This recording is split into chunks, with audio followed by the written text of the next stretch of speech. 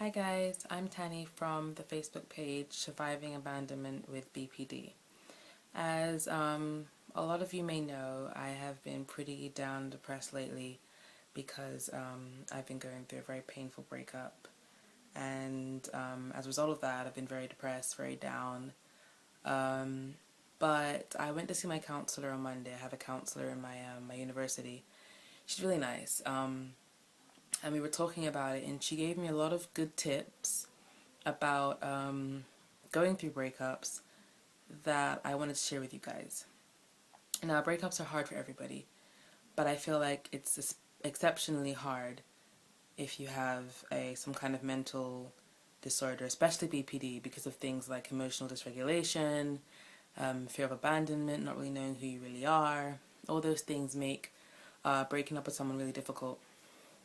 So, yeah, I want to share the tips that she shared with me to you guys, and hope that hope you guys find it beneficial. I wrote it all down in a book because it's kind of long. This is my book. Isn't she cute? She's so adorable. Kind of creepy. I like her. Moving on. Okay, let me find what she said. Okay, the first tip she had for me was that I have to change the links. Basically what she means by that is we have certain links with things when something happens. If we call somebody and they don't answer, we automatically think they don't want to talk to us. If we go to our parents for a hug and they don't want to hug us, and we think they don't like us. In a relationship-wise, when going through a breakup, we would put the link as he doesn't want me anymore, or they don't want me anymore because I'm not good enough, or they don't love me anymore because I'm intolerable. And she says that I need to change those links to something more consistent with reality.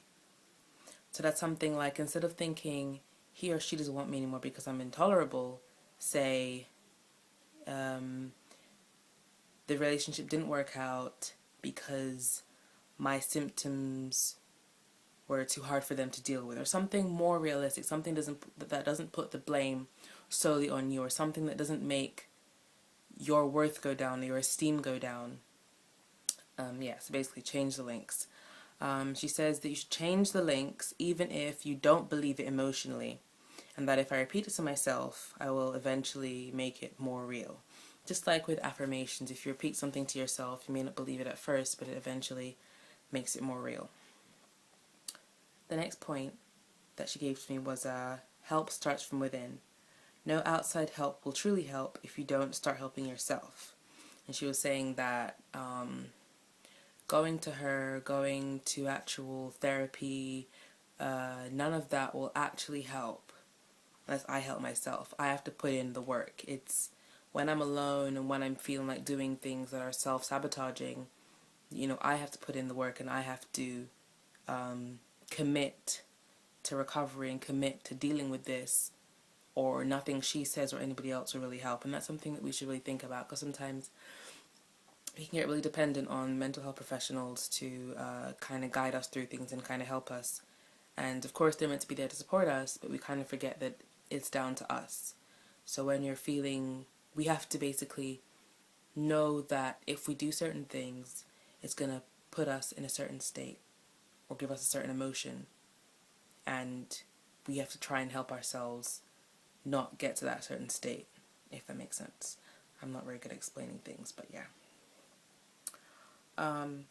The next tip she gave to me was that basically when you're in a relationship, the person that you're with, because of how we are, us who have BPD, the person that we're with usually has to be not only our partner, but also take on the role kind of as like mom and dad at the same time. Because we didn't get our emotional needs met when we were younger, we seek to get those emotional needs met by our partner, and that can be very draining on them. So when we're feeling like we miss them, maybe the reality is that we don't miss them or miss the relationship. We just miss getting our emotional needs met because we didn't know how to meet them ourselves. And that can be true because sometimes we're in relationships that aren't necessarily that great, and if we're honest with ourselves, we'd realize that they're not that great, and the person may not be that great, but they meet our emotional needs, and that's why we crave the relationship so much, and that's why we miss it so much. And she says that as a child, when I was a child, I needed my parents to give me emotional stability and meet those needs for me because I couldn't do it myself. But now that I'm an adult, I'm 19 years old, she says I can help myself and give myself what I need. I have to force myself to make better choices and encourage better and healthier relationships. That's actually slightly empowering because, I have to, remind myself that I am an adult now and I don't need anybody to meet my emotional needs but myself. And I shouldn't look to anybody to meet my needs but myself. And if I kind of remember that and remind myself of that, it'll probably help me not feel like a baby craving a relationship, if you know what I mean. The next thing she says to me is that I should write down all the reasons why the breakup is good for me. That can be hard for a lot of people if you feel like that person was perfect or like they were the one. But I'm pretty sure I kind of guarantee that there will be some reasons why the relationship breaking up is a good thing. For example, I can give some examples out there of what I would write. I haven't gotten to that yet, but I'll give some examples of what I will write at some point, probably later on. One reason why the breakup is good is that it gives me more opportunity to develop independence. I won't be able to be dependent on anybody for support or love or reassurance. I would have to depend on myself, and that will give me the opportunity to develop independence. That's one good thing. Another good thing is that it'll give me the chance to focus more on myself, who I am, where I want to go in life, and stop focusing so much on trying to be a good girlfriend, trying to reduce or deal with my symptoms and trying to stay as sane as possible and all that stuff. I'll have the space and the time to just focus on myself and getting to know myself. So yeah, that's another good thing about it. And it will also give me the opportunity to focus on other areas of my life that need developing, like hobbies and interests and friendships. When you're in a relationship, especially when you have BPD, you go like all into it so that your life revolves around that one person and we kind of neglect other areas of our life, like our hobbies and our friends, or it gives me time to work on other important areas. So that's write down reasons why the breakup is good for you. Another thing is, when you break up with someone, it can leave you feeling very worthless and unimportant and unloved. So it's very important to write down all your good qualities. You may not think you have any, but I am pretty sure you do. Everyone has good qualities. It could be something like honesty or kindness or generosity, or, anything that makes you you, anything that you know about yourself that's a good quality. And maybe if you don't know yourself because you're too self-critical, then maybe you should ask some friends or family members that would honestly tell you what they are. So definitely do that to kind of build up your self-esteem and not make you feel like you are nothing without the other person. The next thing is don't deprive yourself of the opportunities to meet other people.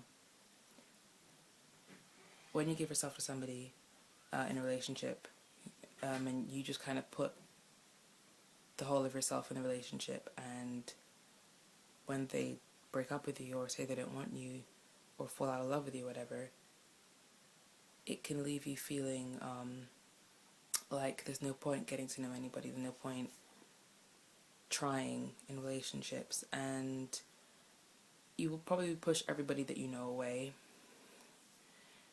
And yeah, the tip is basically not to do that.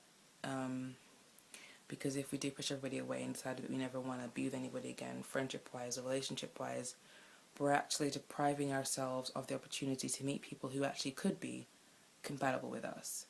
She says that we should take the risk of meeting people and getting close and getting hurt, and surviving the hurt builds resilience. And we should see it as, instead of seeing it as, I don't want to be in a relationship again because I might get hurt, see it as, I've been in a relationship before, I was broken up with before, and I survived it. As much as I didn't like it, I survived it. So I can get another relationship knowing that it's possible that I could get hurt, and if I do, I will survive it because I did before. The last thing, no, it's not the last thing, and second to last thing she says is, Allow yourself to feel the hurt. Acknowledge and accept it, but don't stew on it.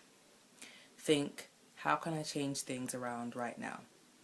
Pushing away the hurt doesn't help. If you feel the pain or whatever, don't be like, oh, no, I can't think of that, because you need to accept and acknowledge that you're feeling hurt, and you have right to feel hurt. If you want to cry about it, cry about it. You have the right to. You were hurt. You were going through a breakup.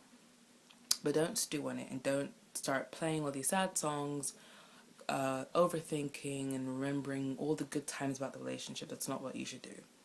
Accept the hurt. Allow yourself to feel the hurt, but think, how can I change things around right now? How can I make myself feel better? How can I make the situation better?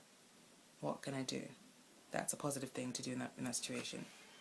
The last thing is, if something you say to yourself is something you can't prove with evidence, then refuse to believe it, because it's not a fact. In short, if you can't prove it, refuse to believe it. And let me say now, that's not for everything in life. I'm just talking about, well, she was just talking about those negative thoughts we get. And when you go through a breakup, you'll probably think things like, no one's ever going to want me. I'll never find love again. No one will ever be able to tolerate my symptoms. I'll be alone forever. All those kind of things kind of come into our heads. And she says, if you can't prove it, refuse to believe it. And we cannot prove that we'll be alone forever. We can't prove that no one will ever want us.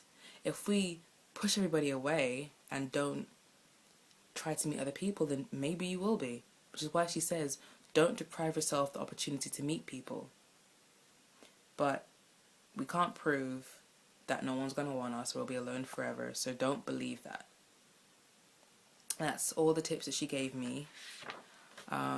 I'm going to do what she says. I'm going to try to do what she says and try to do the writing that she says as well. Writing about why the breakup is good for me and writing down my good qualities and stuff. I will definitely share more videos and posts on anything else that I find helpful on how to deal with abandonment when you have BPD, because it is very difficult, seeing as we fear abandonment, and dealing with something that you're afraid of can be really hard. So yeah, I hope that you guys enjoyed the video and found it useful. Let me know what you think. Let me know if you try any of these. Let me know if they work. If you have any other tips or suggestions, let me know about those too. And share this video to anyone that you think might find it useful. Thanks for listening.